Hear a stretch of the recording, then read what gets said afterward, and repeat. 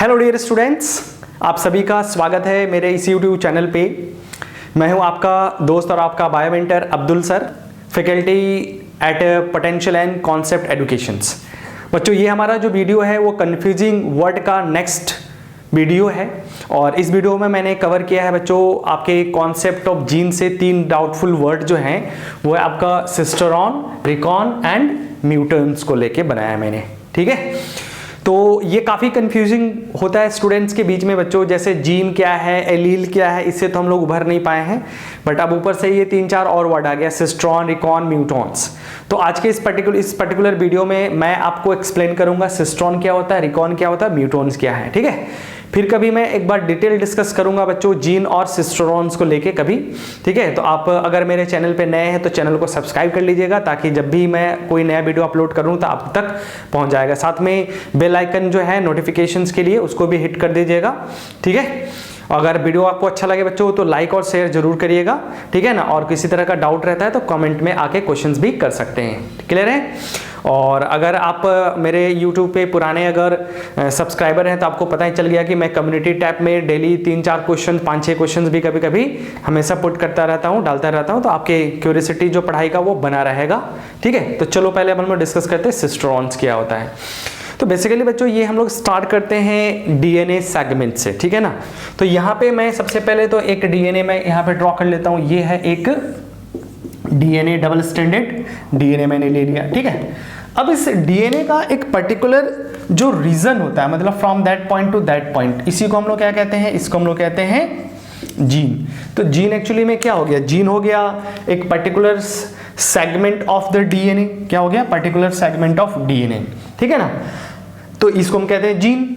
ठीक है, अब ये जो जीन है, ये जीन में ही ये अलग अलग जो 3 वर्ड हम लोगों ने देखा ना, जिसको बोले हम लोग सिस्टरॉन। ठीक है, उसके बाद दूसरा वर्ड जो बोले हैं रिकॉन, और तीसरा जो वर्ड हम लोग यूज कर रहे हैं म्यूटॉन। ये सारे इसी पार्ट में है। तो पहला एक कंफ्यूजन आप लोग सबसे पहले तो दूर कर लो कि जीन और सिस्टरॉन एक दूसरे के सिनोनिम है। बिल्कुल सिनोनिम नहीं है। जीन अलग होता है, सिस्टरॉन अलग होता है। ठीक है, जीन अलग चीज है, सिस्टरॉन्स।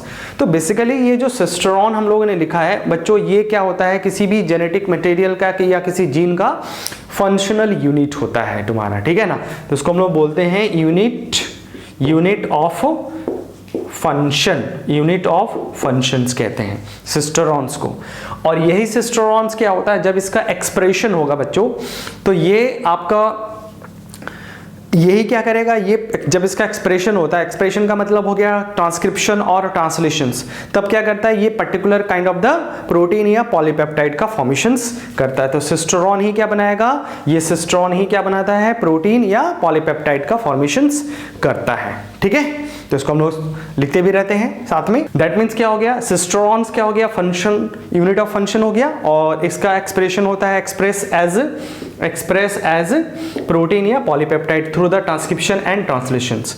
दैट मीन्स ये डीएनए का वो पर्टिकुलर सेगमेंट्स हो गया, या फिर कह सकते हो जीन का वो पर्टिकुलर पार्ट हो गया जिसका एक्सप्रेशन एज ए प्रोटीन या पॉलीपेप्टाइड होता है थ्रू द ट्रांसक्रिप्शन और ट्रांसलेशन। दैट मीन्स इसी पर्टिकुलर पार्ट में क्या होगा बच्चों, आपका जो स्टॉप, कोडॉन और ये जो टर्मिनेशन पार्ट होता है, प्रमोटर और टर्मिनेटर, वो सारे के सारे इसके साथ एसोसिएटेड होंगे। क्लियर है? अब आ जाते हैं रिकॉन। तो रिकॉन को कहा जाता है बच्चों unit of recombination, unit of recombination. ठीक है, यूनिट ऑफ रिकॉम्बिनेशंस। दैट मीन्स ये डीएनए का वो सेगमेंट्स बच्चों, डीएनए का वो सेगमेंट्स जो ड्यूरिंग मियोसिस के प्रोफेज 1 और प्रोफेज 1 में बच्चों जो आपका पैकेटिन वगैरह जो फेज होता है, उस टाइम पे क्या होता है, यहाँ पे इस सिस्टरॉन्स का कोई एक पर्टिकुलर पार्ट या जीन का कोई पर्टिकुलर पार्ट क्या होता है, इसमें एक्सचेंज होता है, क्रॉसिंग ओवर होता है, मतलब यहाँ पे रिसफलिंग ऑफ द जो जीन होता है वो हो जाएगा रिकॉन्स। तो दैट मीन्स ये पार्टिसिपेट किस में कर रहा है, यहाँ पे रिकॉम्बिनेशंस में पार्टिसिपेट करता है। तो हम इसको कह सकते हैं रिकॉन क्या हो गया, segment of gene which participate या इन्वॉल्व इन रिकॉम्बिनेशंस। तो ये क्या हो गया आपका बच्चों, दैट मीन्स ये रिकॉन क्या हो गया, segmented part of gene which involve in recombinations, या इसको हम लोग क्रॉसिंग ओवर भी कहते हैं, क्रॉसिंग क्रॉसिंग ओवर कहा जाता है, जिसमें जीन क्या होता है, एक्सचेंज होता है। जैसे ये सेगमेंट इधर और ये सेगमेंट इधर, ऐसा समथिंग सेगमेंट्स के पार्ट जो होता है वो एक्सचेंज हो जाता है, उसको बोलते हैं रिकॉन्स कहा जाता है। उसी तरह से नेक्स्ट है बच्चों म्यूटॉन।